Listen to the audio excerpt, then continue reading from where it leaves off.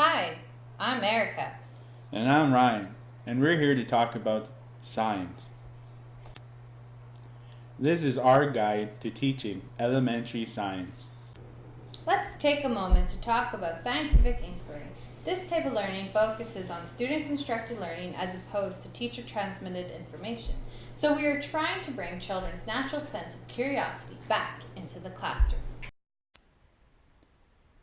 When we talk about the classroom, we must ask three questions. Who's going to ask the questions? Who plans the procedures? And who formulates the results? So here we have a teacher-led inquiry. As you can see, the teacher's only responsibility is to ask the questions, While the student-led inquiry accounts for all three, taking charge of his or her learning. Here are the four foundation statements. These foundations reflect wholeness and interconnectedness of learning. There is attitude, skills, knowledge, and STSE.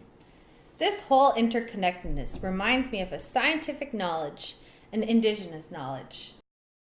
Scientific knowledge is reductionist, based on experiments, specialized or partial, complicated knowledge, a global source, dependent on external resources, and avoids belief bias.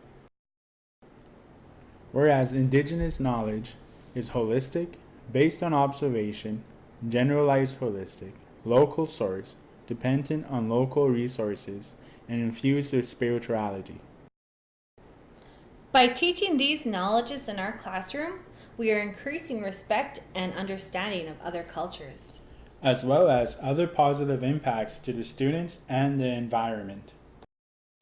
Next, we have STEM, our STEAM, which is an acronym for Science, technology, engineering, art, and math.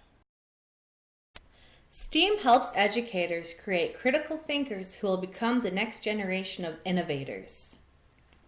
This happens by allowing students to focus on real-world issues, hands-on inquiry, and open-ended exploration. This allows students to realize failure and success is a necessary part of living. Next up, we have UBD. That's another acronym that means Understanding by Design. This is a three-stage design. Number 1, identifying desired results. 2, determine assessment evidence. And 3, plan learning experience. UBD means we are creating units or lessons backwards, starting with our outcomes. So once our outcomes are established, from here we need to think about our big ideas. So our big ideas are what we want students to remember years from now. Once we establish our big ideas and the knowledge and skills students will learn, we need to think of essential questions. These questions need to be linked back to the big idea. These essential questions should be open-ended to enhance the students' critical thinking skills. Created using Powtoon.